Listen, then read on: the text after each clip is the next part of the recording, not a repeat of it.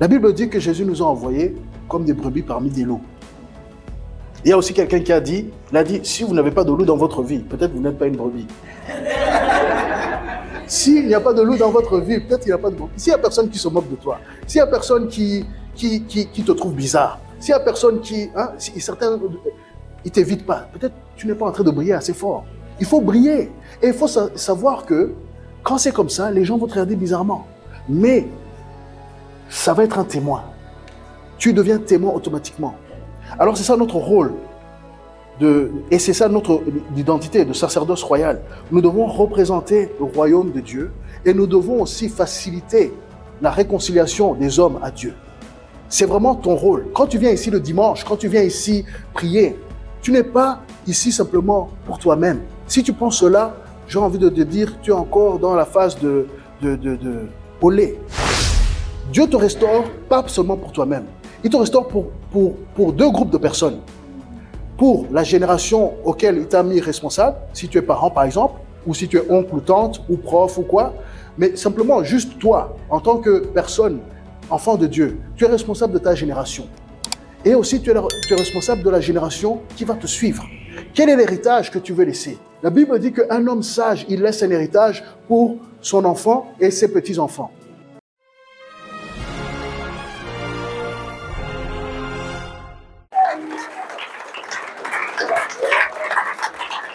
Alléluia. Gloire à Dieu. Gloire à Dieu, peuple de Dieu. C'est une joie de venir partager avec vous. Et je ne suis pas venu seul, je suis venu avec ma famille, mais aussi je représente le ministère ARD, les ambassadeurs du Royaume de Dieu. Nous sommes ici à Bruxelles aussi. Nous sommes ici dans le même effort, dans la même mission que la vôtre, qui est de répandre le Royaume de Dieu. Et c'est notre fonction. Et le pasteur en a parlé juste là en m'introduisant, où il parlait de notre rôle en tant que roi et prêtre. Et c'est de cela dont nous allons parler. Et vous savez, il y a aussi un ministère prophétique auquel on ne pense pas. Vous savez, le plus grand ministère prophétique, c'est lequel? Celui de l'intercession. Les intercesseurs, c'est eux qui reçoivent les secrets de Dieu. Alors, si vous voulez recevoir les secrets de Dieu, priez beaucoup, vous allez avoir des rêves, des visions et toutes sortes d'informations vraiment très profondes parfois sur les nations. Et voilà, nous allons en parler aujourd'hui des nations, notre rôle dans le destin des nations. C'est aujourd'hui ce que nous allons commencer là. Et nous savons que, vous saviez combien il y avait de nations au tout début? Au tout début. Bon, au tout début, il y avait une seule nation. Mais, lorsque la rébellion a commencé, avec Nimrod, Genèse 11, nous allons commencer là-bas. Et vous allez voir, ceci est connecté à vous. Genèse 11, du verset 1 au verset 9. J'espère qu'on aura le temps de tout couvrir, mais il y a parfois des choses importantes à comprendre, parce que parfois on peut se dire, mais on est sauvé pourquoi? Et on est en mission par rapport à quoi? Quand on a le contexte global, quand on a le contexte du point de vue de Dieu, ça change tout. Donc, je vois que là-bas, ça y est, ça a commencé. Bon, j'allais lire ici, mais on peut lire aussi en suivant le même texte. Toute la terre avait une seule langue et les mêmes mots, le même langage. Ensuite, je vais lire ici, il va suivre alors, à la projection. Toute la terre avait une seule langue et les mêmes mots. Et comme ils étaient partis de l'Orient, ils se trouvèrent une plaine au pays de Shinéar, et ils y habitèrent. Ils se dirent l'un à l'autre, allons, faisons des briques et cuisons-les au feu. Et la brique leur servit de pierre, et le bitume leur servit de ciment. Ils dirent encore, allons, bâtissons-nous une ville et une tour dont le sommet touche le ciel, et faisons-nous un nom, afin que nous ne soyons pas dispersés sur la face de la terre, de toute la terre. L'Éternel descendit pour voir la ville et la tour que bâtissaient les fils des hommes. Et l'Éternel dit, voici, ils forment un seul peuple et ont tous un même langage. Et c'est là ce qu'ils ont entrepris. Maintenant, rien ne les empêchera de faire tout ce qu'ils auraient projeté. Allons, descendons, et là, confondons leur langage afin qu'ils n'entendent plus la langue les uns des autres. Et l'Éternel les dispersa loin de là, sur la surface de toute la terre, et ils cessèrent de bâtir la ville. C'est pourquoi on l'appela du nom de Babel, car c'est là que l'Éternel confondit le langage de toute la terre, et c'est de là que l'Éternel les dispersa sur la face de toute la terre. Alors, maintenant, il y a des choses peut-être que vous n'avez jamais entendues, dont je vais aborder aujourd'hui, mais on est là pour ça. On est là pour apprendre la parole de Dieu. On est là pour aller en profondeur.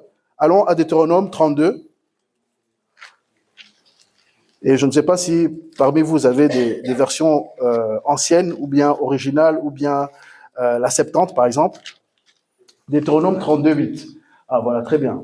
Quand le Très-Haut donna un héritage aux nations, quand il sépara les enfants des hommes, il fixa les limites des peuples d'après les nombres des enfants d'Israël. Alors, ici, d'après le nombre des enfants d'Israël, ça, c'est la version que beaucoup de gens ont. Mais si vous allez dans les versions les plus originales, c'est d'après les anges de Dieu. D'après les anges de Dieu. Si vous allez dans la Septante, par exemple, vous allez voir que c'est d'après les anges de Dieu. Donc, les traducteurs, ils ont... Parce que Israël, c'est les enfants de Dieu. Et les fils de Dieu aussi, c'est les anges. Il n'y a pas que les hommes. Il y a les anges. Et les hommes qui sont renouvelés, eux, deviennent fils de Dieu. Mais les fils de Dieu, souvent la Bible se réfère aux anges comme les fils de Dieu. Dans certaines versions, c'est même les messagers de Dieu. Mais les fils de Dieu, nous savons que sont les anges, n'est-ce pas? Les fils de Dieu. Et alors, vous commencez à comprendre maintenant quand Éphésiens 6 dit, Éphésiens 6, 12, ça dit que nous ne nous battons pas contre la chair ni le sang, mais contre les principautés, les dominations, Vous connaissez ce texte? Quand on prie, on se réfère à ça. Donc, vous voyez, contre les princes de ce monde de ténèbres, contre les esprits méchants dans les lieux où célestes. Au fait, aujourd'hui, je vais vous faire comprendre pourquoi on est là où nous sommes, pourquoi Dieu, il a mis en place Israël, pourquoi Dieu, il a mis en place l'Église, pourquoi vous êtes là. Votre fonction prophétique, apostolique, votre fonction en tant qu'enfant de Dieu, votre fonction en tant que serviteur de Dieu, quel que soit le niveau de service que vous avez. Et c'est capital parce que ça change notre paradigme, ça change notre manière de comprendre les choses. L'apôtre Paul, lui, il en parle dans Acte 17, 26. Acte 17, 26. On peut y aller rapidement. Acte 17, 26. Il présente cette histoire de... Il a fait que tous les hommes sortis d'un seul sang habitassent sur toute la surface de la terre, ayant déterminé la durée des temps et les bornes de leur demeure. Est-ce que tu peux ajouter 27 ? Je m'excuse, je ne l'avais pas dit, mais bon. Il a voulu qu'ils cherchassent le Seigneur et qu'ils s'efforçassent de le trouver en tâtonnant, bien qu'il ne soit pas loin de chacun de nous. Vous voyez comment Dieu a fait? Alors, les nations, c'est une réponse à une rébellion. Les nations sont une réponse à une rébellion. Les hommes, ils ont commencé à être ensemble et l'effet du péché aussi a commencé à les inspirer. Ils ont dit, construisons-nous une tour qui arrive au ciel. Ils ont voulu se faire un nom. Ils ont été séduits par le diable qui voulait lui aussi, ou il voulait monter à la montagne, il voulait être au-dessus comme Dieu, il voulait avoir la place de Dieu.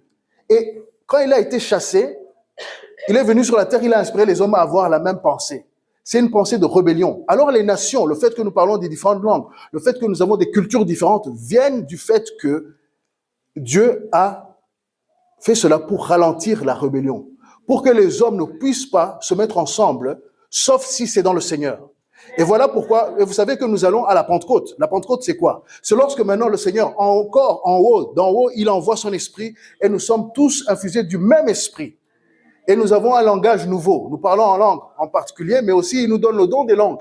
Je connais un homme, je le connais personnellement, quand il va dans un endroit où il n'y a pas de traducteur, il se met à parler et ce qui sort, c'est la langue locale. Ça existe, ça existe. Donc, sachez que il y a beaucoup plus. Et ce matin, nous devons chercher à avoir les pensées des choses d'en haut. Et vraiment, c'est cela. Colossiens 3.2, c'est ça. Nous devons chercher à avoir la pensée des choses d'en haut. Parce que vous pouvez arriver ce matin, vous dites, oh, mon loyer, je ne l'ai pas encore payé, et, ou bien le salaire est tombé, mais Les factures sont déjà là, ils vous attendent, vous savez qu'il va rester peut-être 10 euros. Vous dites, mais comment je vais manger, comment je vais faire? Vos factures ont augmenté, nos factures ont augmenté. C'est pas comme si je suis pas aussi exemple de tout cela. Et en plus de cela, il y a les méchants de la terre, il y a les arnaqueurs, il y a toutes sortes de choses qui arrivent. Vous pouvez être là, pris par toutes sortes de choses. Mais la Bible nous dit, qu'est-ce qu'on doit faire? On doit d'abord mettre le royaume de Dieu en premier. Alors, lorsqu'on met le royaume de Dieu, on doit chercher à comprendre de quoi il s'agit ce royaume de Dieu, et sa justice, bien sûr, mais de quoi il s'agit?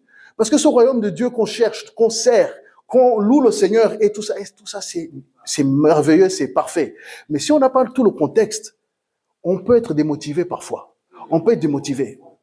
Paul, il était animé par l'Esprit de Dieu pour ramener vraiment le message du royaume de Dieu à toute la terre, et il a fait vraiment un grand boulot. Et même les écrits que nous avons, c'est parce que il a continué à écrire, à écrire les épîtres aux églises, et à les encourager à aller plus loin, à encourager les serviteurs de Dieu comme Timothée et d'autres, et ainsi de suite.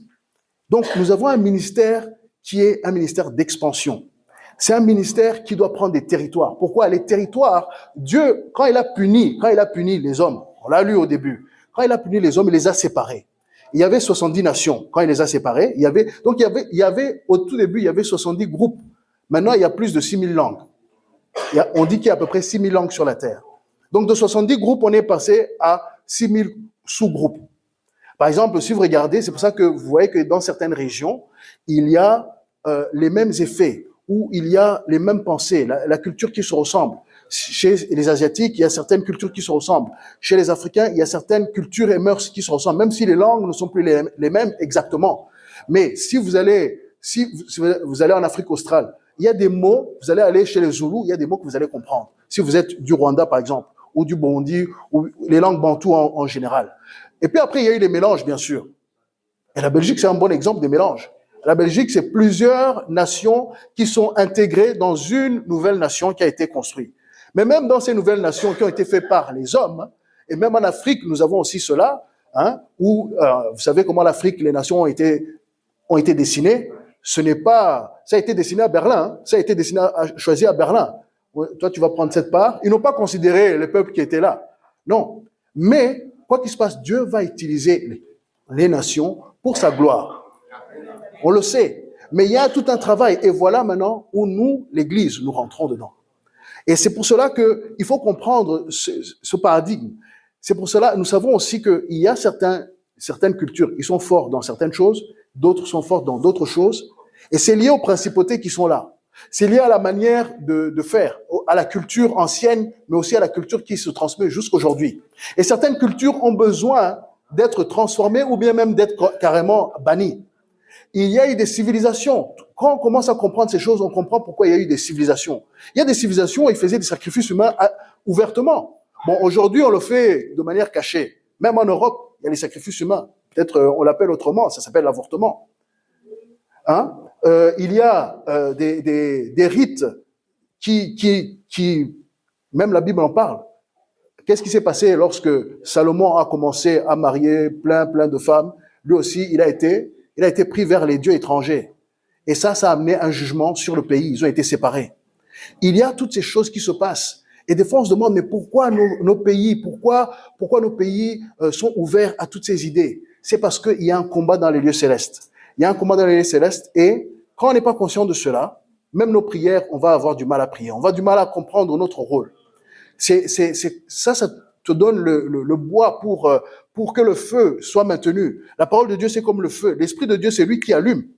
Tu peux pas allumer le feu. Mais tu peux avoir la parole et la connaissance et la conscience de ces choses pour que lorsque tu pries, tu sais que tu es en train d'intervenir à un niveau céleste, à un niveau, bien sûr, pour la nation dans laquelle tu es, et ainsi de suite. Alors, c'est de cela dont on est en train de parler ce matin. Et ça s'intègre à beaucoup de choses. Mais aujourd'hui, je vais tenter de simplement couvrir l'essentiel qui nous concerne, nous, en tant qu'individus.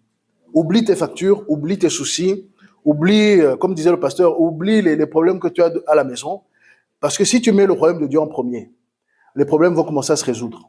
Si tu cherches l'intérêt de Dieu, Dieu, il va chercher ton intérêt. Et il va aussi, parfois tu peux dire, mais il cherche mon intérêt, mais pourquoi les choses ne vont pas? Parfois tu te mets à prier, les choses ne vont pas, ça c'est entre parenthèses.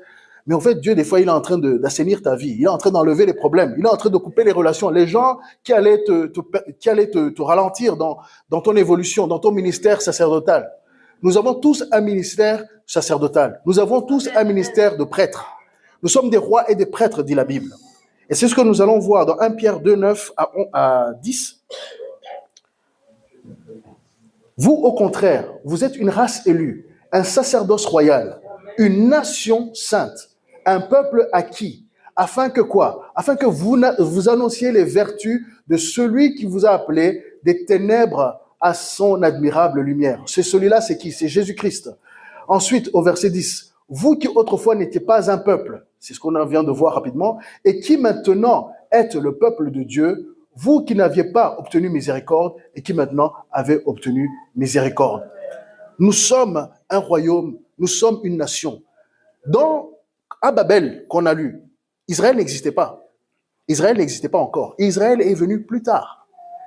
Et il y a même certains, si vous cherchez, vous allez voir que donc il y a eu des différents langages, mais il y a une langue qui a été préservée, c'est ce que certains disent, mais à vous de chercher, que l'hébreu a été préservé, l'hébreu original, qu'il a été préservé et que finalement Abraham a été choisi chez Hébert parce que eux, ils n'ont pas participé à la construction de Babel. C'est ce que certains disent. Vous pouvez aller chercher, c'est pas explicitement dans la Bible, mais c'est le contexte. Alors, quand vous comprenez cela, c'est pour ça que Dieu, il va vers Abraham, il dit, mais quitte, malgré qu'ils n'ont pas participé à ça, quoi qu'il se passe, il dit, mais quitte quand même, quitte la maison de ton père, va dans quelque part où il ne savait pas.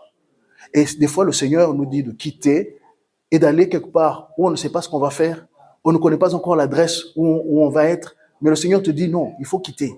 Il faut sortir de cette culture-là. Mais Seigneur, qu'est-ce qui se passe? Par exemple, moi j'aime dire, mais nos amis les musulmans qui quittent, des fois ils quittent, ils vont dans quelque chose qu'ils n'ont jamais connu. Ils viennent dans le royaume de Dieu qu'ils n'ont pas vraiment connu. Et il faut les accueillir. Et ça aussi c'est entre parenthèses. Vous êtes un ministère missionnaire, apostolique. Vous savez, il faut soutenir l'œuvre du pasteur et de son épouse et de ce que Dieu a mis dans leur cœur parce que le réveil pour lequel nous sommes en train de prier, il faut pouvoir l'absorber. Il faut pouvoir l'absorber. Alors, quand on commence à comprendre la dimension des nations, on commence à comprendre alors maintenant le point de vue de Dieu. Parce que Dieu, la Bible dit qu'il est assis au-dessus et il voit tout le monde comme des sauterelles. Et d'ailleurs, la rébellion ne s'est pas arrêtée. Vous avez lu Psaume 2? Vous avez lu Psaume 2 dernièrement? Mettez Psaume 2, on va lire un peu. Aujourd'hui, je laisse la parole parler pour elle-même. Lisez Psaume 2 un petit peu. Psaume 2.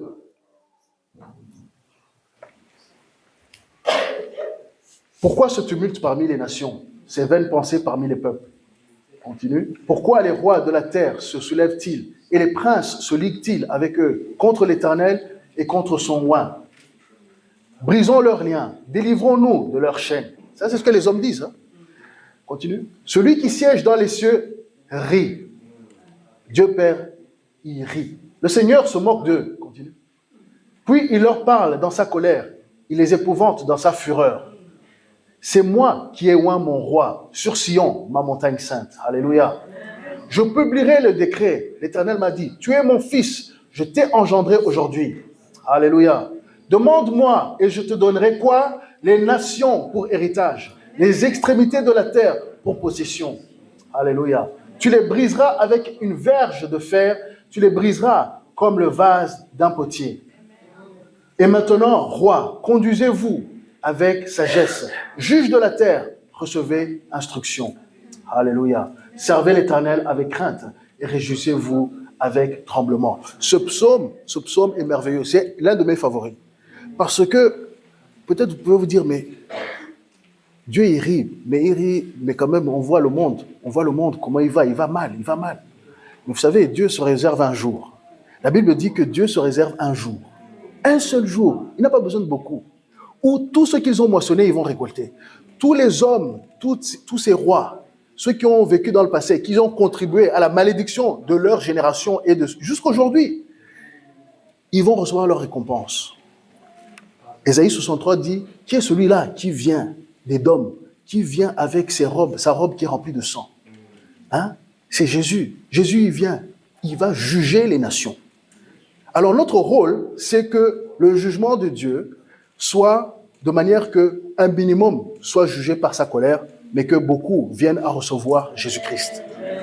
C'est un ministère de compassion, de réconciliation, bien sûr. Hein?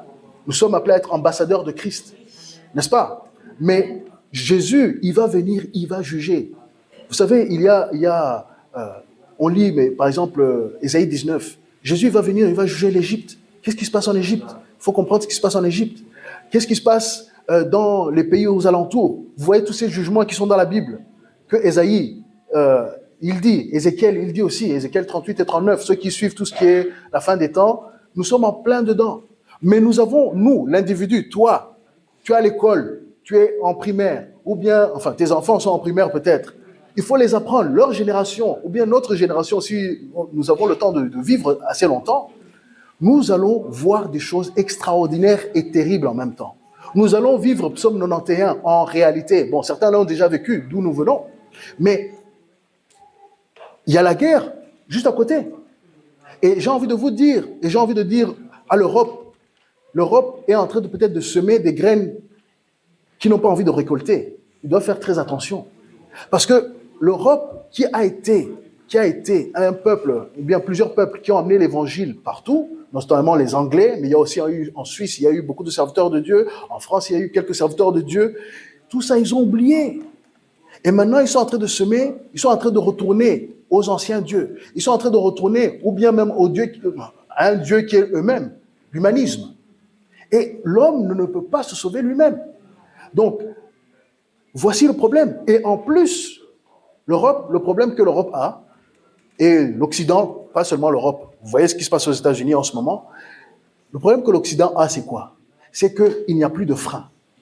Il n'y a plus de frein. Tout ce qui concerne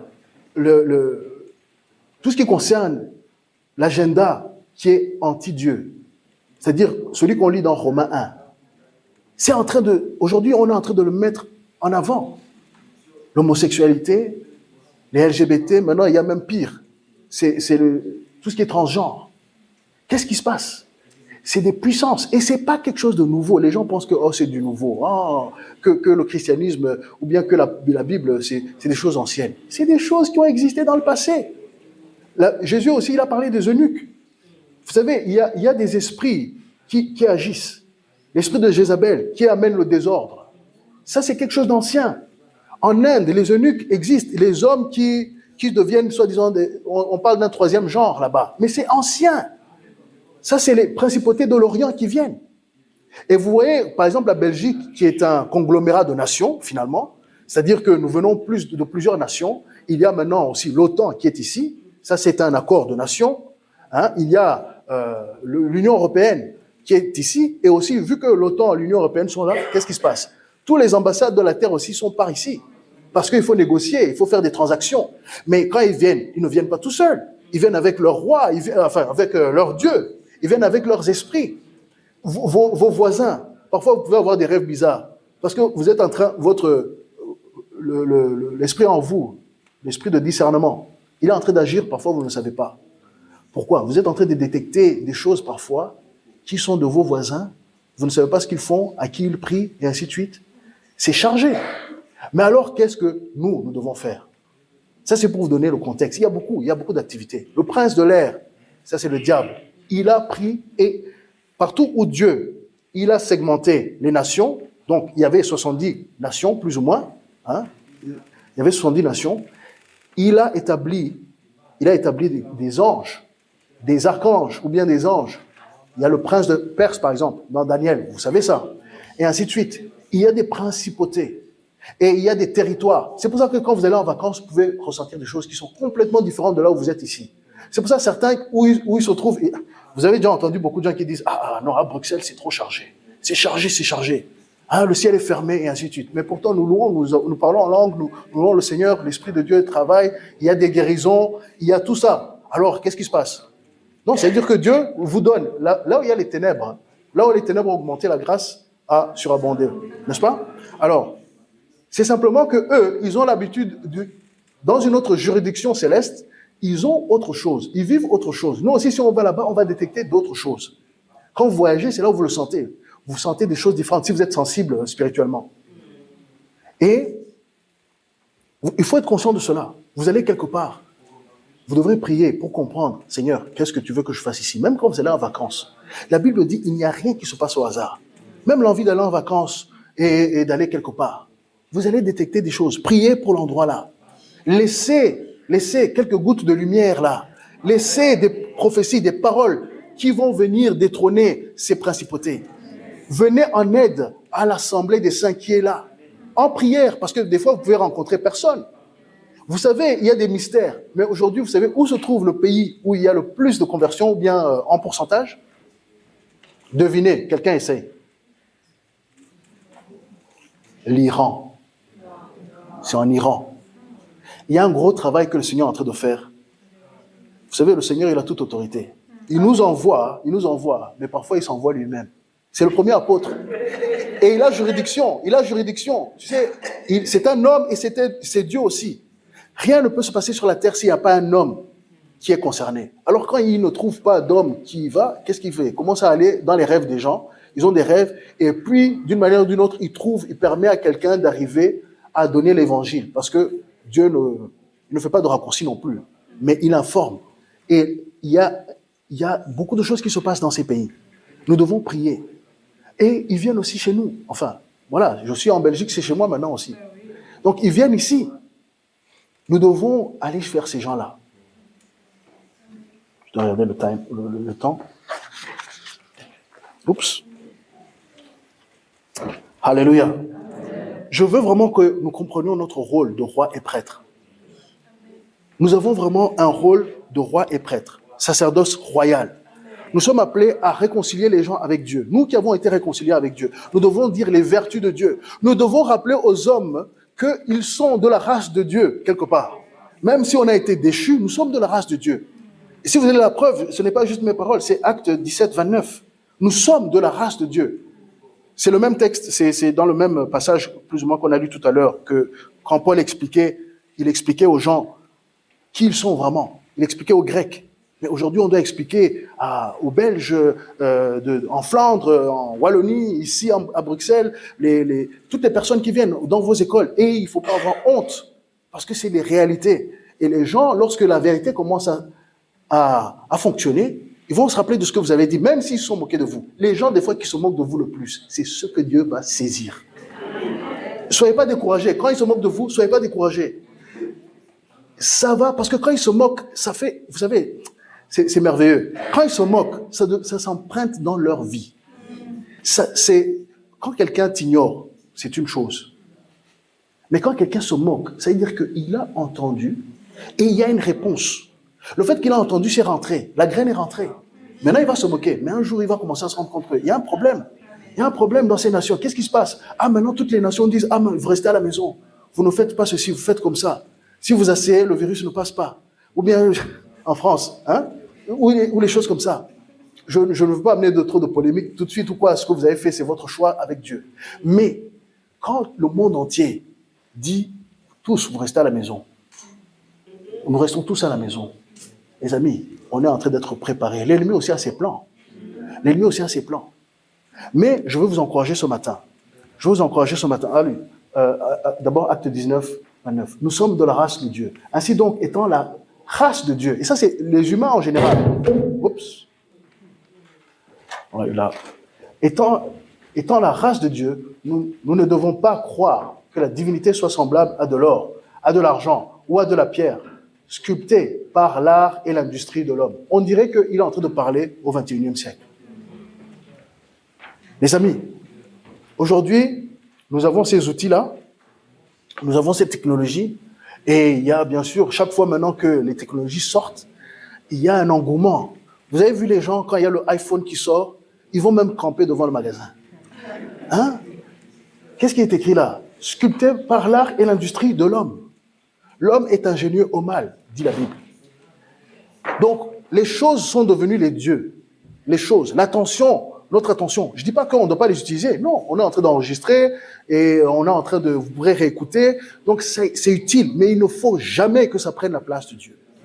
Mais les hommes qui oublient qui ils sont, parce qu'ils ont oublié l'amnésie, l'homme a reçu l'amnésie, l'effet du péché, l'effet de tout ce qui s'est passé, on oublie les cultures et les démons, bien sûr, parce que Dieu, il a segmenté les nations et aussi l'ennemi, il a aussi amené les siens. Il a dit, voilà comment ça va se passer. Et vu qu'il n'y avait pas d'enfants de Dieu dans ces nations, ils ont autorité. Les anges ont besoin de nos prières. Mais parce qu'il y a aussi les sorciers qui travaillent. Et les sorciers travaillent. Si vous écoutez les témoignages de certains sorciers, ils prennent autorité sur des régions.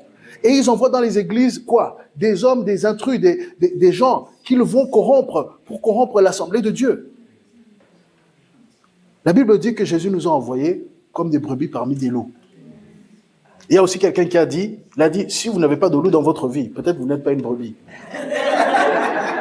S'il n'y a pas de loup dans votre vie, peut-être qu'il n'y a pas de brebis. S'il n'y a personne qui se moque de toi, s'il n'y a personne qui te trouve bizarre, s'il n'y a personne si certains, ils t'évitent pas, peut-être tu n'es pas en train de briller assez fort.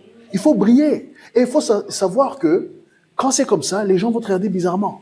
Mais ça va être un témoin. Tu deviens témoin automatiquement. Alors c'est ça notre rôle, et c'est ça notre identité de sacerdoce royal. Nous devons représenter le royaume de Dieu et nous devons aussi faciliter la réconciliation des hommes à Dieu. C'est vraiment ton rôle. Quand tu viens ici le dimanche, quand tu viens ici prier, tu n'es pas ici simplement pour toi-même. Si tu penses cela, j'ai envie de te dire, tu es encore dans la phase de olé. Dieu te restaure pas seulement pour toi-même.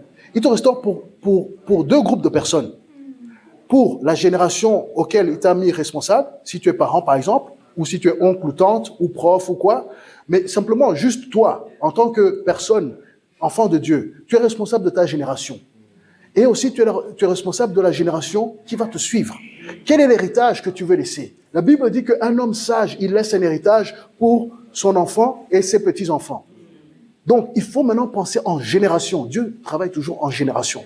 Et si tu rates le coup, les choses qui étaient prévues pour toi, il va les donner à tes enfants. C'est comme ça qu'il travaille. Donc, nous avons un rôle de sacerdoce royal. Nous sommes des prêtres. Alors tu peux dire, mais moi je travaille dans les finances, ou bien moi je travaille à l'école, comment je suis un prêtre? Non, prêtre c'est qui tu es. Parce que nous sommes citoyens d'un royaume. Et le roi de ce royaume est un prêtre. C'est le grand prêtre. Et nous sommes ses frères. Nous sommes du même ADN spirituel que lui. Pourquoi? Parce que c'est son sang qui coule dans notre sang. Donc c'est son ADN qui agit en nous. On n'est pas capable d'avoir une autre identité. On prend l'identité de celui qui nous a générés. Donc, voilà, il faut se positionner. Et aussi, j'ai envie de vous encourager ce matin en vous disant qu'il y a des récompenses. Mais je ne vais pas aller sur les récompenses tout de suite. Je vais simplement vous montrer que Dieu, il est avec nous. Il est avec nous dans ce rôle de sacerdoce royal. Il est avec nous dans ce rôle de ministériel. Et ministère, ce n'est pas simplement ici devant, ou bien les chantres seulement, ou quoi. Non, c'est lorsque tu sors là-bas, lorsque tu deviens ambassadeur de Christ. Tu n'es pas ambassadeur parmi vous. Un ambassadeur n'a rien à faire dans son pays. Il est ambassadeur, sa fonction ambassadrice fonctionne que lorsqu'il est dans une terre étrangère. Et la terre étrangère n'est pas loin. Tu n'as pas besoin de voyager de trop. Simplement, ça peut être des fois, si tu vas dans un long voyage, dans un bus, tu peux parler. Tu es ambassadeur à ton voisin s'il ne connaît pas Christ. Ça m'est déjà arrivé plein de fois. Ça peut être à l'école, ça peut être à l'université, ça peut être au travail. Par ton comportement d'abord et quand l'occasion se présente, par ce que tu dis. Et même dans les coins où ça serait interdit. Mais tout le monde a le droit de témoigner. Tu peux parler de qui tu es. Tu peux parler de qui tu es. Pourquoi toi tu bois pas? Pourquoi toi tu ne fais pas d'excès? Moi et mes collègues, ils aimaient me dire, mais Joël, mais toi, et toujours c'est le cas, mais surtout quand on se voyait beaucoup parce qu'on mangeait ensemble et ainsi de suite. Bon, maintenant on travaille souvent de la maison, ça a changé, la nature des choses ont changé. Mais Joël, mais toi, tu te fâches jamais, tu n'insultes jamais, enfin tu n'as pas de paroles colorées, on va dire. Voilà. Ils se disent, mais c'est quoi? Moi, je sais pourquoi. Et aussi savent pourquoi. Tous mes collègues ont entendu l'évangile d'une manière ou d'une autre. Ils ne pourront pas dire, moi, leur sang n'est pas sur mes mains. Comme fait Paul, quand les gens n'ont pas voulu écouter, Les Juifs n'ont pas voulu écouter Paul. C'est un bon exemple, Paul. Il faut vraiment suivre et étudier la vie de Paul. Nous pouvons faire cela à différentes dimensions de nos vies. Quand les gens ne veulent pas écouter, tu n'es pas obligé de le rejeter. Tu dis, bon, ok, on ne parle plus. On ne va pas jeter les perles au pourceau. Mais il faut leur donner l'occasion d'entendre. Parce que tôt ou tard, une fois, il y a un musulman, un jeune musulman, il a dit, mais c'est qui vous organise là? Comment? J'étais à Paris, et puis il y en a un, il m'a dit exactement ce que tu viens de me dire. Vous êtes organisé comment? Il pensait qu'il y avait un centre de contrôle humain ou quoi. J'ai dit, ça c'est le gouverneur. Le gouverneur, c'est le Saint-Esprit qui gouverne les activités des hommes. Donc, vous êtes des témoins, malgré vous. Et autant maintenant être conscient pour que lorsque l'occasion se présente, vous n'avez pas honte. Eux, ils n'ont pas honte, hein.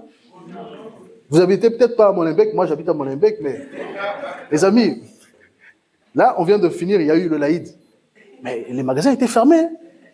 Les magasins étaient fermés, il y en a qui ont pris des congés, et ainsi de suite. Et c'est très bien, je le comprends, parce que c'est là où ils en sont. Mais ils ont besoin de la vérité. Pourquoi toi tu vas avoir honte du roi des rois, du créateur du ciel et de la terre? Laissez-moi vous dire, c'est parce qu'il y a des influences. Il y a un combat spirituel contre toi et contre le message que tu as. Ça, c'est vrai. Les médias aussi. Les médias, ils ont un plan, ils suivent le plan de ces autorités spirituelles, sans le savoir ou en le sachant. Alors, il y en a qui savent et il y en a qui ne savent pas. Il y en a qui vivent, et d'ailleurs, beaucoup maintenant sont dans le regret. J'ai déjà entendu, que ce soit des féministes, que ce soit des gens des médias. Ça, c'est surtout dans le monde anglophone où, quand même, ils s'expriment beaucoup et il y a beaucoup de personnes qui parlent sur les réseaux, sur Twitter et ainsi de suite. Et il y en a, ils disent, mais non, franchement, après 30 ans d'être dans le féminisme, j'ai entendu une qui s'appelle Naomi Wolf, elle dit, mais on n'a pas remarqué que les choses qu'ils sont en train de vouloir maintenant, que le féminisme veut maintenant, on n'a jamais voulu ça. On n'a jamais voulu que les femmes deviennent des hommes. On n'a jamais voulu ces aberrations. On ne voulait pas ça. Mais elle ne se rendait pas compte qu'elle a participé sans le savoir. Il y a un autre journaliste qui disait, mais franchement, je ne me rendais pas compte à quel point les puissances financières, il y a des puissances financières qui nous contrôlent, qui contrôlent ce qu'on dit. Pourquoi? Parce qu'ils se rendent compte que maintenant la folie, ils sont en train de voir que c'est pas normal. La folie, je vous dis, les pierres vont parler. Les pierres sont en train de parler. Les gens qui n'ont pas l'esprit de Dieu, ils sont en train de dire les choses qui sont évidentes. Pourquoi? Parce que Dieu commence à faire une séparation. Il y a une folie dans le monde et elle est en train de s'exprimer. David Wilkerson, si vous avez entendu la vision, il a vu dans les années 70 tout ce qui est en train d'arriver. Il a dit, vous allez devoir voir des mouvements d'homosexualité et ainsi de suite et ainsi de suite. Mais au bout d'un moment, vous allez voir maintenant l'enfer va s'ouvrir vraiment. Et les saletés de l'enfer vont venir. Alors qu'est-ce que l'Église doit faire? L'Église doit répondre avec la lumière et la grâce de Dieu, avec la puissance de l'Esprit de Dieu. Mais il a dit, nous allons voir maintenant l'enfer arriver. Mais je vous dis, les gens sont séduits et c'est une séduction. Notre rôle, nous devons être le sel et la lumière. Le sel préserve ce qui est bon. La lumière expose ce qui est mal, afin que les hommes viennent au Seigneur, afin que les hommes soient réconciliés avec Dieu. C'est ça notre rôle. Et il y a des récompenses. Il y a des récompenses. Mais avant d'aller dans les récompenses, rapidement, nous allons aller dans Psaume 33. Psaume 33,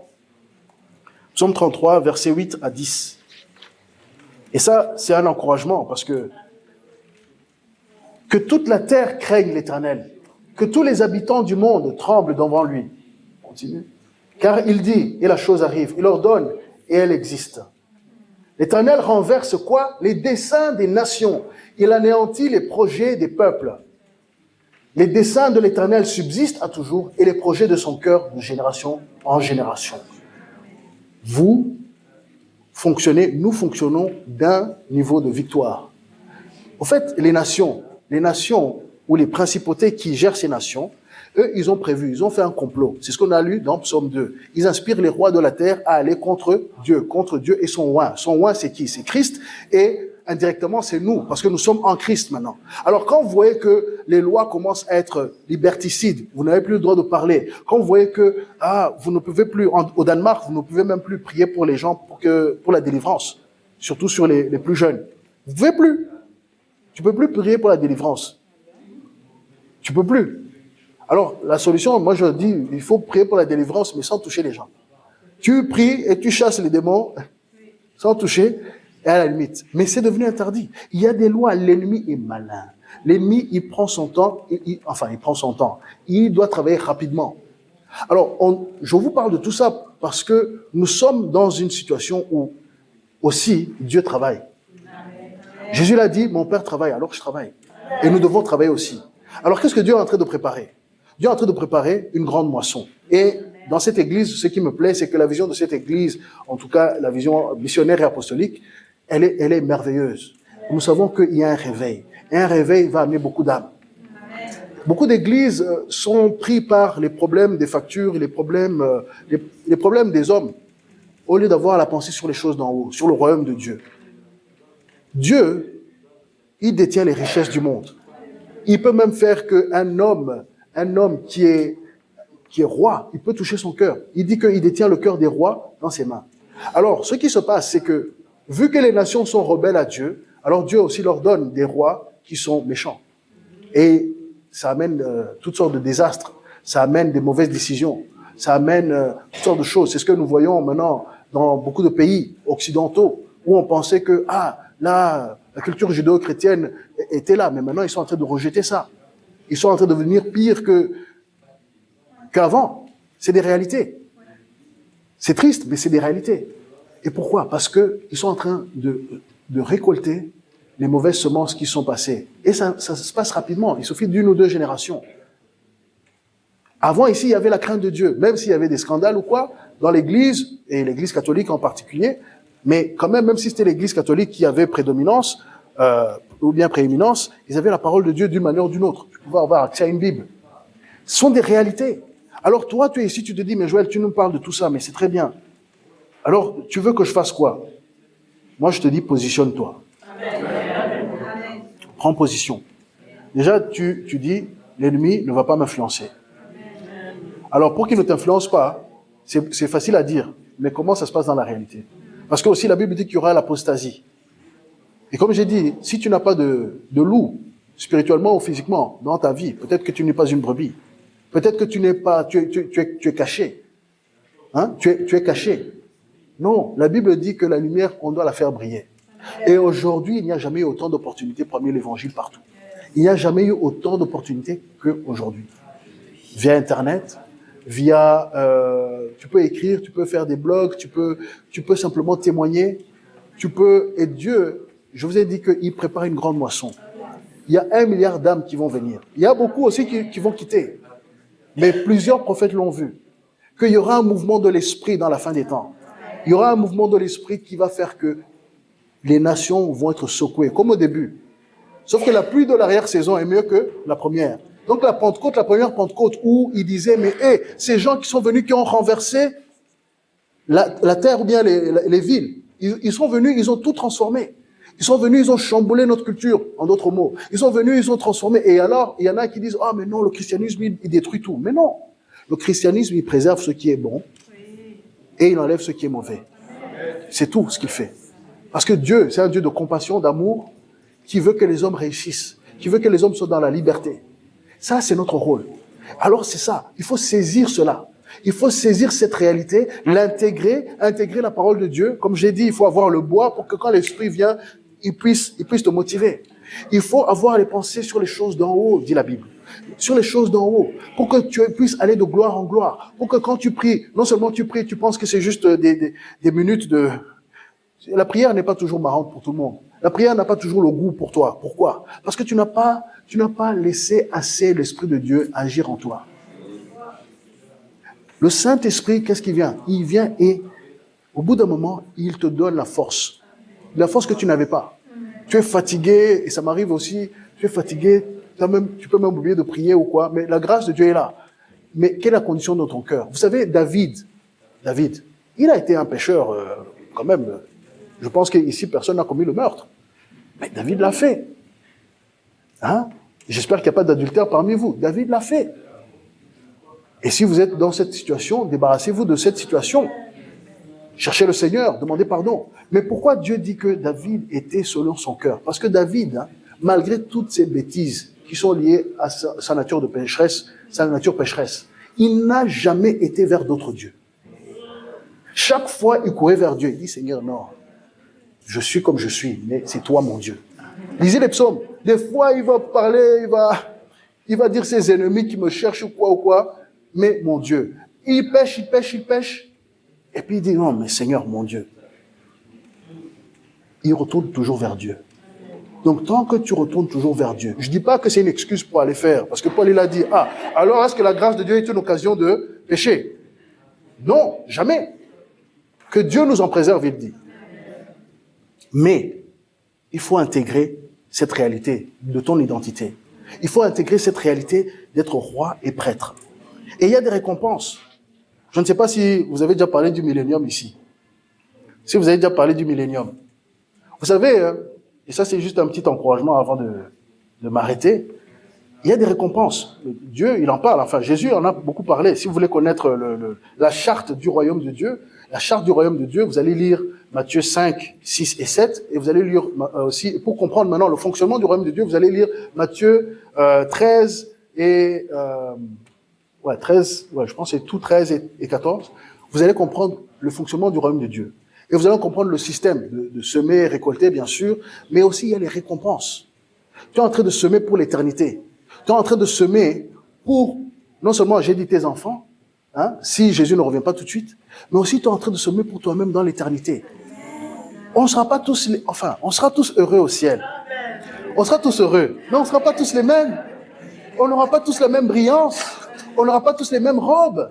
On n'aura pas tous les mêmes distances par rapport au trône de Dieu. Il y en a qui seront proches, il y en a qui seront... on va chercher, il est là-bas. Oui.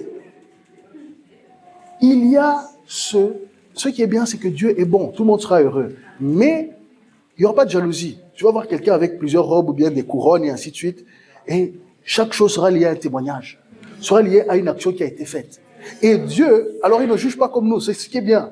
Tu ne dois pas regarder, tu ne dois pas dire, mais moi je n'ai pas l'éloquence, moi je n'ai pas, je n'ai pas cette onction de prêcher, ou bien quoi ou quoi.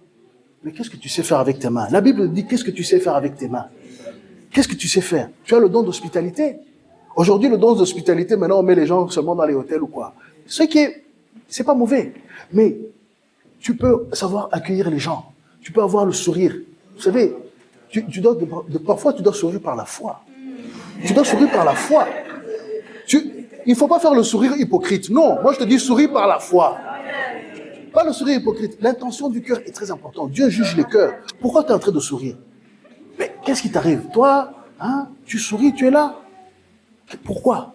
Non, tu souris par la foi. C'est pas de l'hypocrisie. C'est l'hypocrisie quand tu fais semblant. Non, quand tu souris par la foi, tu as les problèmes, tu ne sais pas comment tu vas faire, mais tu souris, tu dis bienvenue frère, bienvenue. Dieu compte ça. Il compte ça. Sérieusement, il le compte.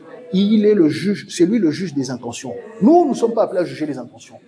Mais il est le juge des intentions. Donc, tu es peut-être dans ton camion, et tu rencontres, ils disent que les camionneurs, c'est un peu comme les marins, certains, leur langage est vraiment très coloré.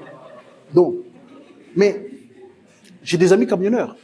Mais j'ai un ami en particulier, je l'admire parce que il est arrivé ici en Belgique, il vivait une vie de difficulté sans papier ou quoi. Maintenant, il a une maison, il est marié, il a vraiment évolué.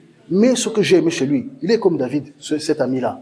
Il n'a jamais cessé de faire confiance en Dieu. Et il devient un témoignage. Il me dit, on a même parlé hier soir, mais il rencontre tellement de nationalités. Et il a l'occasion de donner le parfum de Christ.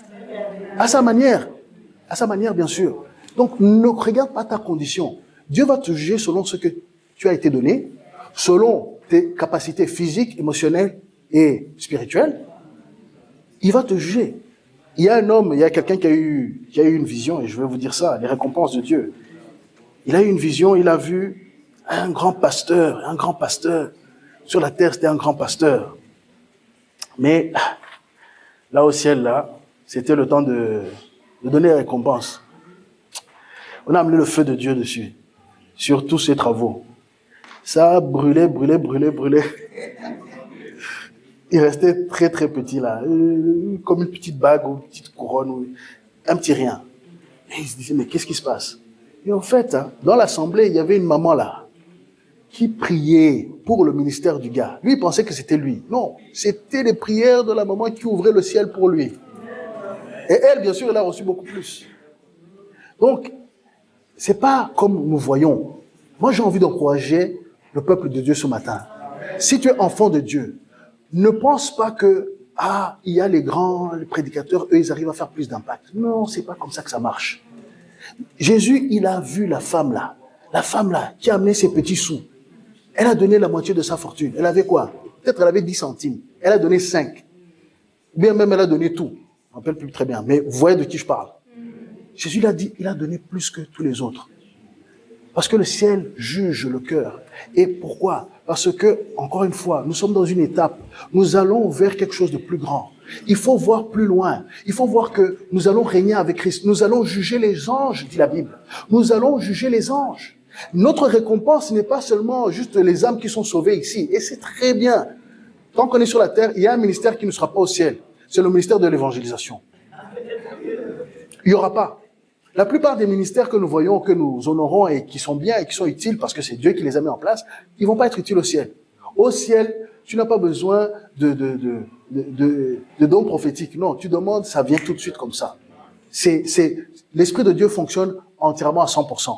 L'accès à l'information est immédiate. Tu n'as pas besoin de prier, jeûner, te débarrasser de la nature pécheresse, tout ça. Non. Et il n'y aura pas d'évangélisation au ciel. C'est pour maintenant. Donc, fais les choses maintenant que Dieu n'a pas prévu que tu fasses ensuite. Mais j'ai aussi parlé à quelqu'un ce matin. Peut-être que tu as maintenant 50, 60 ans, 70 ans et il y a eu des frustrations dans ta vie. Tu as eu des idées, mais tu es né dans un pays peut-être où il n'y a pas les capacités à faire fructifier tes idées. Sache que ces idées, Dieu ne les a pas oubliées.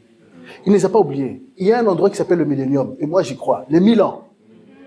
Alors Dieu, Jésus, il va venir, il va juger la terre. Et qu'est-ce qu'il va faire? Il va régner sur la terre. Et savez-vous que dans de la grande tribulation, il y aura des gens qui n'auront pas pris la marque de la bête et qui n'auront pas aussi accepté Christ. Vous le savez. Peut-être, je ne sais pas si vous avez déjà pensé à ça. C'est des réalités. Il y aura une communauté de personnes qui auront peut-être souffert, mais qui ne seront pas dans le royaume de Dieu et ne seront pas non plus donnés à l'Antichrist. Alors qu'est-ce qui va se passer avec cela? Est-ce que Dieu va les effacer? Non. Jésus va venir régner. Et lisez Ésaïe 65. Lisez Apocalypse 20 et 21 et ainsi de suite. Lisez, il y a tellement de passages qui parlent de ce temps-là, mais peu de gens y pensent. Et ce matin, j'ai envie de vous dire, s'il y a des frustrations, parce que tu n'as pas pu accomplir tout ce que tu avais prévu d'accomplir, tu auras un temps pour le faire. La Bible dit, et tu auras un corps incorruptible, tu ne vas pas te fatiguer. Tu vas être là, tu vas administrer, tu vas aller dans des lieux, tu vas administrer. La Bible dit, c'est ce que je vous disais dans Matthieu, allez lire Matthieu, il y aura des récompenses. Celui qui a reçu et ce qu'il a fait avec peu de choses, on va lui donner plus de responsabilités. Mais c'est quoi ces responsabilités? Ça sera où? Il y a un temps où Jésus va régner, il va montrer, il va faire la démonstration de ce que c'est la gouvernance. Il va donner la démonstration de ce que c'est de vivre dans la justice, dans l'équité, où il n'y aura pas de corruption, incorruptible. Nous pouvons voir des débauches de cela, surtout dans les pays où il y a eu des réveils, dans des régions où il y a des réveils. Il y a des endroits où la police ne fonctionne plus, pendant un temps. Pourquoi? Tout le monde est tellement intègre, il n'y a plus de crimes. Ça a existé. Il y a des endroits où ils ont des récoltes agricoles, où les carottes sont la taille de mon bras. Pourquoi? La terre est bénie. Ça, vous cherchez un documentaire qui s'appelle Transformation. C'est un vieux documentaire, mais je vous conseille de le voir. Il y a des endroits où il y a des poches où le Saint-Esprit a tellement saturé l'atmosphère et la ville que vous pouvez avoir une idée de ce que ça va être quand Christ va régner sur la terre.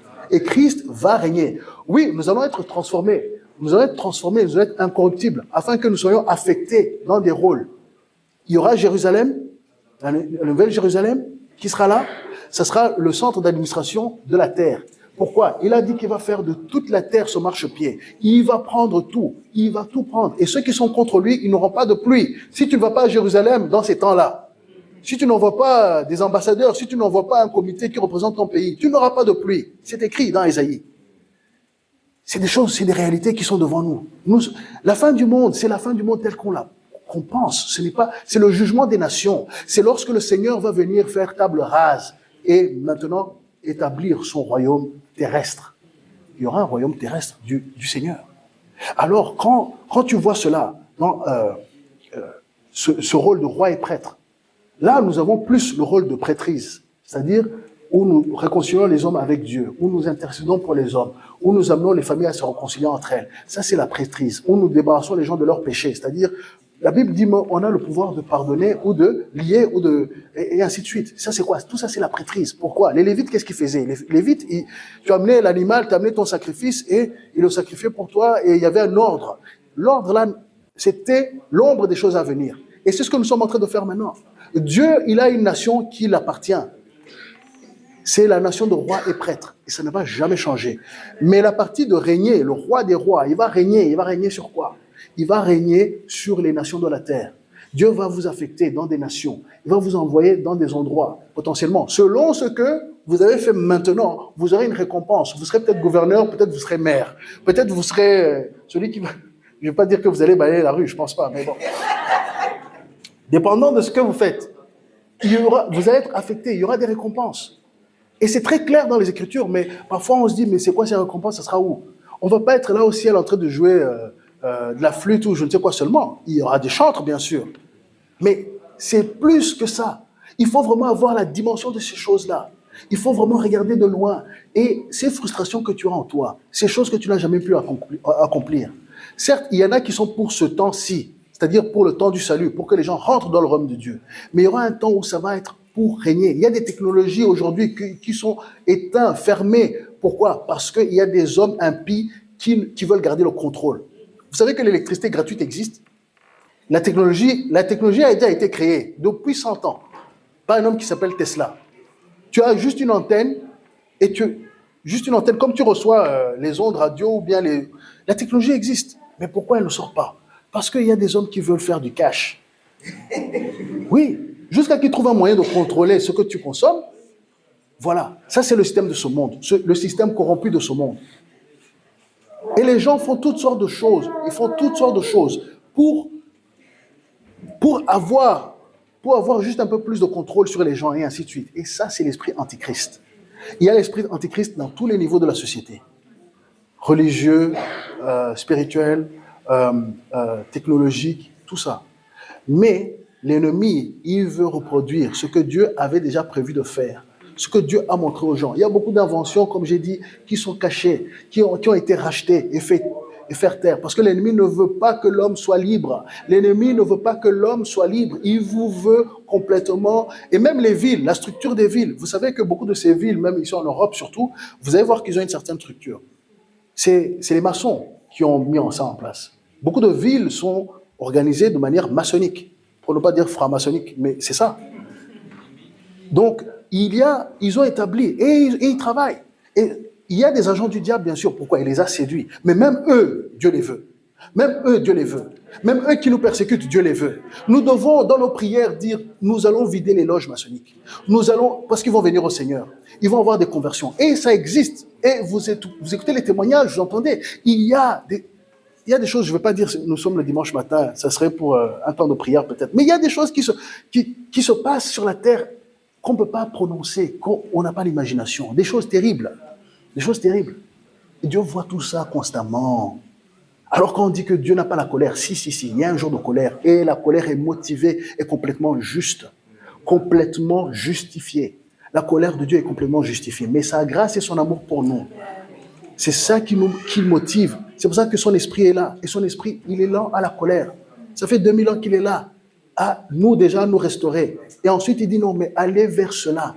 Allez les parler de ma grâce. Allez les parler des vertus de Dieu, de celui qui nous a préparés pour ce temps-ci. Il n'y a pas de hasard. Tu n'es pas né par hasard. Quelle que soit la manière que tu as été engendré, quelle que soit la manière que tu as été créé, tu n'es pas ici par hasard. Peut-être tu as fait toutes sortes de choses pour être ici en Europe ou bien quoi. Mais tu es ici dans ce temps-ci, tu entends ceci parce que toi aussi tu as un rôle. Alors ce soir, ou bien cherche à comprendre quel est mon rôle. C'est ce que le pasteur disait tout à l'heure. Tu dois savoir quel est ton rôle. Mais je veux que tu comprennes qu'il y a bien plus qui se passe sur la terre. Il y a bien plus. Et ne regarde pas seulement tes capacités. Laisse Dieu te montrer où il veut t'emmener. Et lui, il va te qualifier. Dieu n'appelle pas celui qui est qualifié. Il qualifie celui qui est appelé. N'est-ce pas? Alors, vraiment, je vais m'arrêter là. Je veux simplement t'encourager. Et vraiment, c'est Dieu récompense. Hébreux 6, 10, on peut s'arrêter là. 10 à 12. Car Dieu n'est pas injuste pour oublier votre travail et l'amour que vous montrez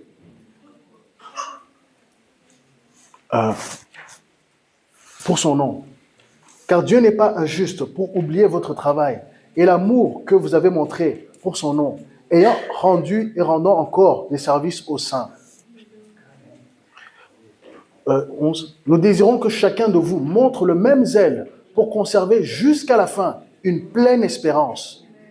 Verset 12. En sorte que vous ne vous relâchiez point et que vous imitiez ceux qui, par la foi et la persévérance, héritent des promesses. Je vais m'arrêter là, mais nous savons que nous devons prendre possession de notre héritage et une des manières, c'est de servir le Seigneur fidèlement. De ne pas relâcher, de ne pas regarder ta situation. Tu donnes ta situation au Seigneur. Tu dis, Seigneur, quel est ton projet? Qu'est-ce que toi tu veux faire? Qu'est-ce que toi tu veux faire? Tu vas voir, les choses vont s'aligner pour toi. Tu vas voir que les choses que tu travaillais pour jour et nuit avec ta propre force, Dieu va répondre ça en très, très, très rapidement. En quelques minutes, quelques minutes de Dieu, on va dire. Parce que je ne vais pas vous faire des fausses promesses. Dieu te dit tout de suite, les choses s'arrangent. Ça prend 2 ans. Mais Dieu est en train de te façonner. Et dis-toi toujours que tant que tu es en vie, il y a toujours plus pour toi. Dieu a toujours prévu plus pour toi. Il ne faut pas se satisfaire, jamais être satisfait. Parce que Dieu, il continue à donner. Il dit de gloire en gloire. Tu ne peux jamais vider le portefeuille de Dieu. Tu ne peux jamais vider les idées de Dieu. Tu ne peux jamais vider Dieu de ses trésors. Jamais. Même si tu arrives à consommer à 10%, tu vas voir, non. Même si tu prends 90%, il va recréer encore. Tu ne peux pas. La seule personne qui va t'arrêter, c'est toi. Et je vous ai dit qu'il y a 1 milliard d'âmes qui va venir au Seigneur. Ça, c'est une réalité. Tu veux prendre combien? Avec cette assemblée, vous voulez prendre combien? 1 million? Peut-être? Et vous pouvez. Plus, gloire à Dieu. Préparez-vous. Il faut se préparer. Parce que moi, ce que je vois, c'est que cette église va aller loin. Que l'impact sur Bruxelles va augmenter dans les jours qui approchent. Et vous allez devoir créer des satellites. Beaucoup de satellites. Alors, il faut savoir que nous ne sommes pas seuls, nous sommes unis, comme je l'ai dit au début. Nous aussi, nous avons une vision pour le royaume de Dieu, que le Seigneur a mis dans nos cœurs, qu'il nous a montré. Et je sais aussi que le pasteur, Dieu l'a montré beaucoup de choses. Et Dieu aussi, pendant que vous êtes ici au service d'accomplir ce que Dieu a montré à votre leader, il va commencer aussi à vous montrer ce que vous allez ensuite faire. Amen. Ce que vous allez faire. Parce que en servant les autres, Dieu aussi, il te prépare à être au service. Et un jour, dans le temps de Dieu, tu vas voir que Dieu va commencer à t'envoyer quelque part. Comme Abraham va dire, bon, ça y est, tu as assez appris, tu as assez fait, maintenant il faut aller. Et le Seigneur va confirmer. Alors, ne te dis pas, je suis ici juste pour être ici. Non, quand tu es dans une église missionnaire et apostolique, tu es ici pour être formé, afin d'accomplir quoi? Donc, tu es appelé à être parfait, afin d'accomplir l'œuvre que Dieu a prévu de toi de faire. Pour toi de faire. Sois béni, mon frère, ma sœur.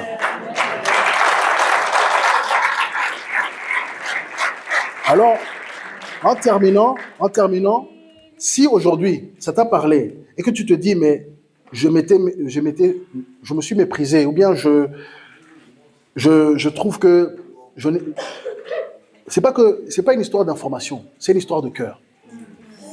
Positionne ton cœur. Quand je disais positionne-toi, c'est ton cœur. Si tu n'as pas pris la position qu'il faut, aujourd'hui change ça. Change ça. Tu commences à te parler à toi-même. David disait mon âme, il parlait à son âme. Parle à ton âme. Tu dis, je ne suis pas n'importe qui. Je suis le fils du roi, je suis la fille du roi. Je suis celui que la création attend aussi. Je participe à l'œuvre divine, l'œuvre éternelle de Dieu. Commence à prendre cette position. Vous savez, la repentance, ce n'est pas seulement pour quitter les ténèbres. C'est pour quitter, oui, les ténèbres de l'ignorance. Il y a l'ignorance. Tu peux être sauvé, mais dans l'ignorance. Il faut sortir de cette ignorance. Il faut rentrer dans la dimension de Dieu. Il faut avoir les yeux de Dieu. Il faut demander au Père, montre-moi ce que tu veux de moi. Tu vas commencer à avoir des rêves qui vont se succéder. Dieu va te parler. Dieu va te dire, tu es appelé à intercéder peut-être. Dieu va te dire, tu es appelé à former des business pour le ministère de libéralité, c'est-à-dire de financer l'évangile, l'expansion du royaume de Dieu. Dieu peut t'utiliser. Tu es sportif, Dieu peut t'utiliser. Tu ne sais pas parler, tu sais danser, Dieu peut t'utiliser. Tu sais écrire peut-être, tu n'aimes pas parler publiquement, Dieu peut t'utiliser. Écris, il n'y a pas assez. Dieu a créé, il a permis que Internet arrive pour que tu touches les âmes. Les gens sont bénis. Prends ton courage, dis Seigneur, bon, donne-moi les paroles ou bien parle-moi, qu'est-ce que tu veux que je fasse? Si tu n'as pas encore posé cette question au Seigneur, ne sois pas quelqu'un religieux, ne sois pas quelqu'un simplement de tradition, parce que les autres, mais Seigneur, personne n'a jamais fait ça. Mais oui, pour la moisson qui n'a jamais été, il faut des stratégies qui n'ont jamais été. Il faut des stratégies qui n'ont jamais été. Et le Seigneur va te donner la sagesse. Tu es avocat, le Seigneur peut t'utiliser. Parce que ça va être nécessaire dans les temps qui approchent. Tout est nécessaire dans le royaume de Dieu. Alléluia. Donc si tu te retrouves dans cette situation, je vais prier pour toi. Tu peux te lever, je vais prier pour toi, pour que tu rentres dans cette dimension. Tu rentres dans cette dimension. Que l'Esprit de Dieu, tu dis oui, Saint-Esprit, j'ouvre mon cœur, j'ouvre ma pensée, j'ouvre mes pensées. Je ne veux pas simplement penser d'une manière humaine, d'une manière logique. Je veux être transformé. Je veux que tu me montres les choses. Je veux commencer à prendre au sérieux ce que tu me dis. Tu reçois des rêves, tu les écris, tu réfléchis dessus, tu médites, tu regardes par rapport à la parole de Dieu. Tu dis oui, je veux cela pour moi. Je veux comprendre. Peut-être tu as 15 ans, mais tu dois commencer à réfléchir comment tu vas être un père un jour. Comment tu commences à réfléchir aux choses célestes. Alléluia. Si tu te retrouves dans cette situation, alléluia, nous allons prier. Nous allons prier que le Saint-Esprit de Dieu t'ouvre les dimensions des cieux, les dimensions de sa gloire ce matin, les dimensions qu'il a prévues pour toi, pour que tu sois cette personne qu'il a appelée. Depuis la fondation du monde, il a pensé à toi. Tu n'es pas un hasard. Tu es de la race de Dieu. Tu as été appelé. L'Esprit de Dieu est descendu pour toi aussi, pas seulement pour les autres, pas seulement pour ton voisin. Ton ministère n'est pas celui de ton voisin. Aie confiance en lui. Ne cherche pas à faire comme les gens de ce monde. N'aie pas l'amour des choses de ce monde. N'aie pas l'amour pour les choses de ce monde. Vous qui êtes jeunes, qui êtes influençables par les choses et les mouvements de ce monde, laissez tout ça. Cherchez que Dieu vous donne à être initiateur des mouvements de Dieu. Que vous sachiez prier, que vous sachiez être à son écoute, que vous soyez apostolique, prophétique, que vous soyez enseignant, que vous soyez dans les dimensions, dans l'atmosphère qu'il a prévu pour vous, dans les domaines qu'il a prévu pour vous. Vous pouvez. Alléluia. Seigneur mon Dieu, je prie pour chaque personne qui s'est levée ce matin. Seigneur, je prie pour toute cette assemblée. Je prie pour que chaque personne qui est ici, qui veut être renouvelée dans son intelligence, qui veut être renouvelée dans sa manière de voir ton royaume, dans sa manière d'aller de l'avant, dans sa manière de prendre des territoires, Seigneur, les territoires spirituels, mais aussi, Seigneur, dans les cœurs des gens, qu'ils puissent mettre des graines de l'évangile, Seigneur, de la lumière de Dieu, Seigneur, dans la vie de leurs voisins, dans la vie de leurs collègues, dans leurs affaires, qu'ils puissent être des gens qui fonctionnent dans la justice et l'intégrité. Alléluia. Nous prions pour chaque personne ici, Seigneur. Je prie, Saint-Esprit, que tu commences à faire cette œuvre dès maintenant, à toucher les cœurs, à te débarrasser des traditions des hommes qui les rendent captives dans leurs pensées. Et Seigneur, que tu ouvres des dimensions nouvelles, qu'ils cherchent les choses d'en haut et qu'ils trouvent la récompense et que leur foi augmente, la foi en toi. Que tu es le Dieu qui agit, que tu n'es pas loin, que tu es juste proche de nous.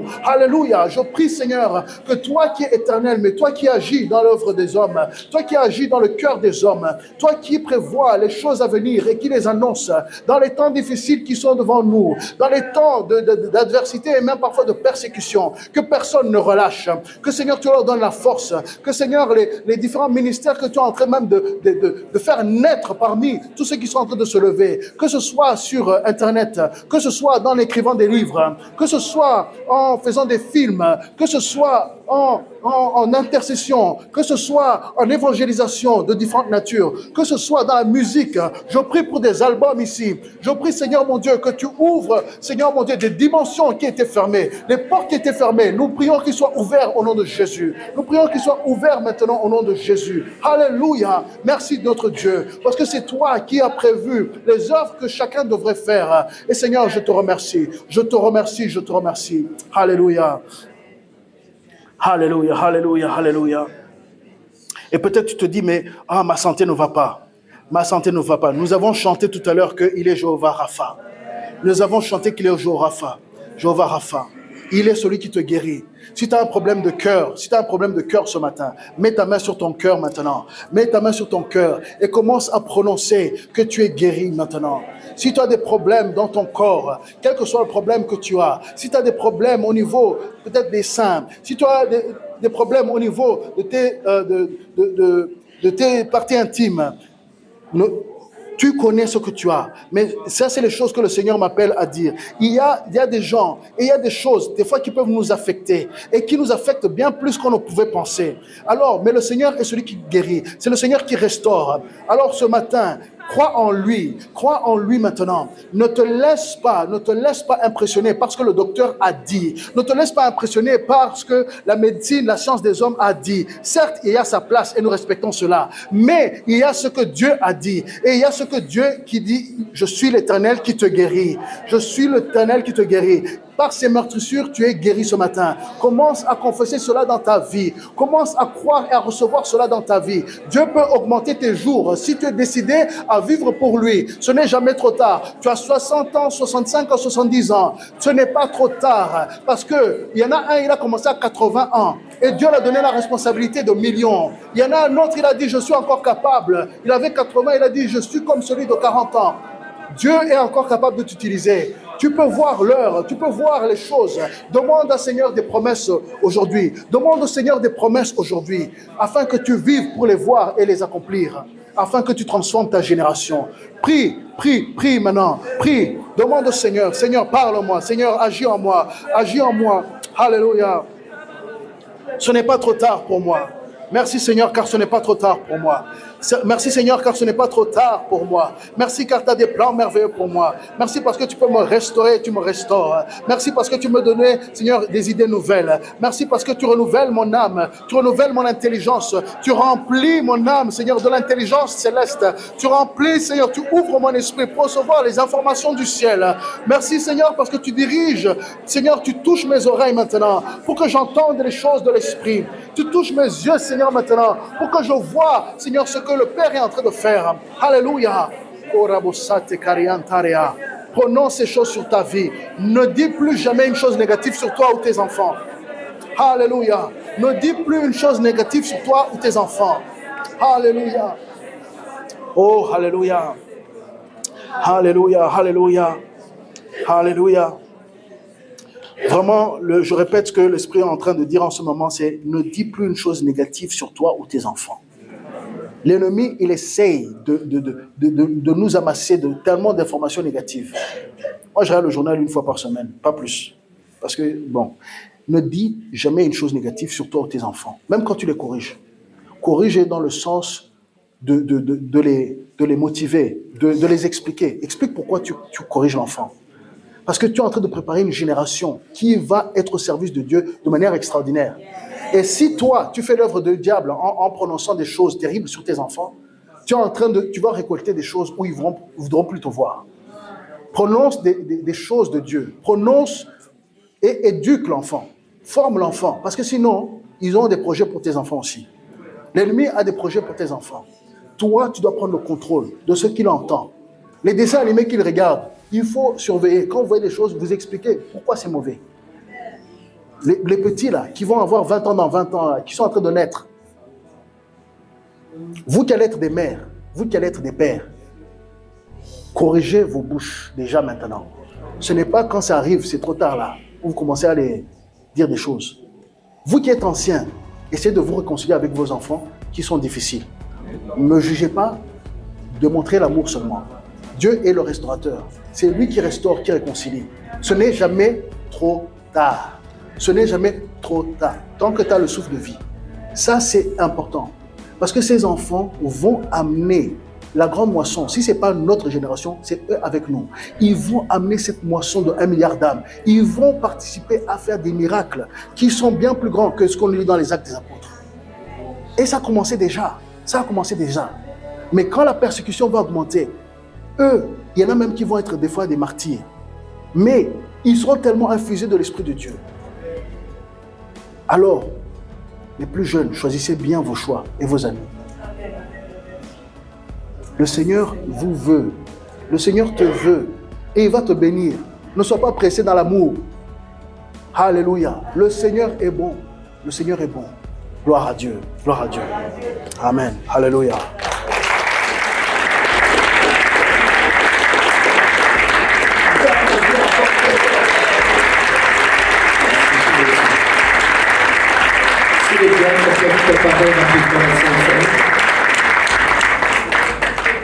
Si les diacres peuvent rapidement préparer la Sainte Seine. Alléluia, Dieu est occupé de travailler à une façon qu'on n'a jamais imaginée. Alléluia.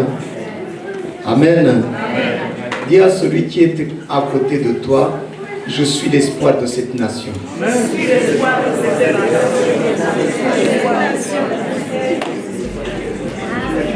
Amen. Il faut passer de la vision de celui qui dépend à celui dont la chose dépend. Si vous appréciez, partagez à un ami. Si vous souhaitez contribuer à l'œuvre, vous pouvez le faire avec les détails dans la description.